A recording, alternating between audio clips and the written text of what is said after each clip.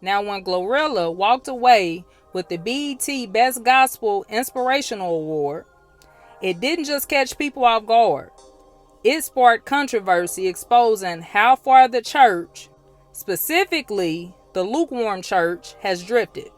The lines between what's holy and profane has been that many can't tell the difference.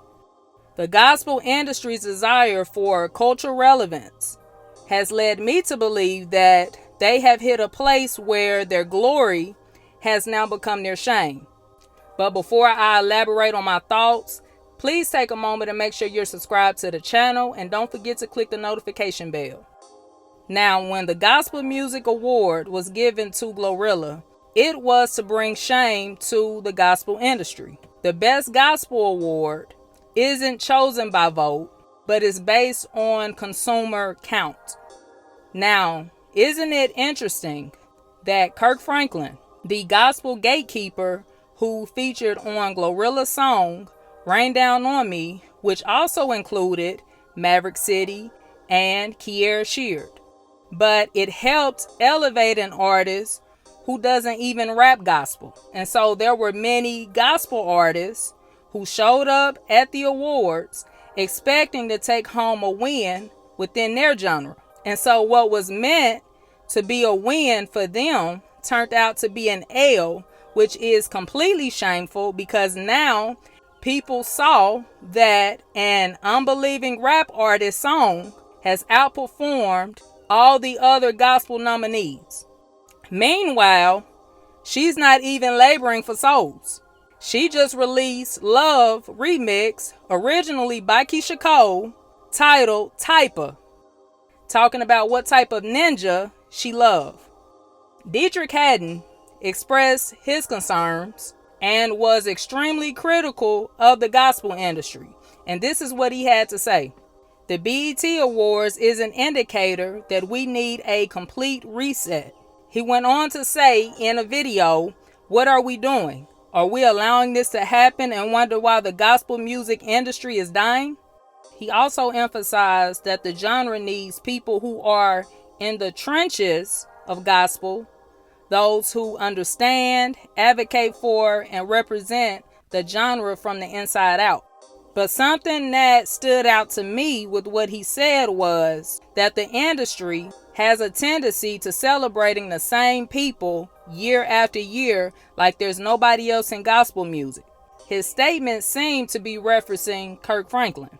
Now, although I do agree there is a need for a reset, and I do believe that will take place, Deitrick Haddon is most definitely not the example to represent the genre. But moving on. And so Kirk Franklin is one of those people who win year after year. So Kirk Franklin has received 19 nominations and 7 wins total in 2006, 2007, 2016, 2017, 2020, 2021, which was with Lil Baby, and 2023 with Maverick City. And now GloRilla has won because he featured on her song.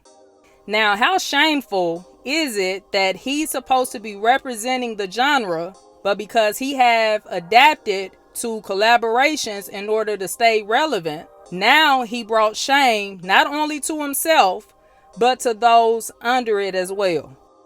Morning.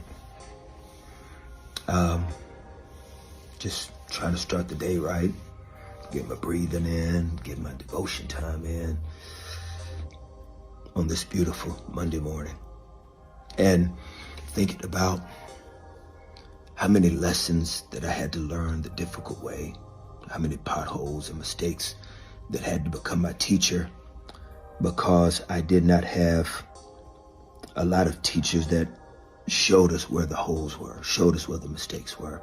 Because in Christianity, we can live such clean, pretty lives in front of each other that nobody wants to reveal their mistakes, their scratches, their scars, to be able to let you know that you're not alone in yours.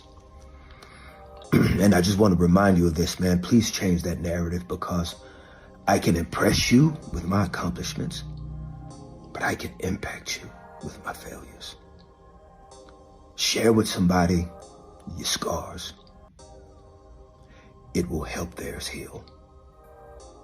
Happy Monday. Now, Philippians chapter 3 talks about those who live as enemies of the cross.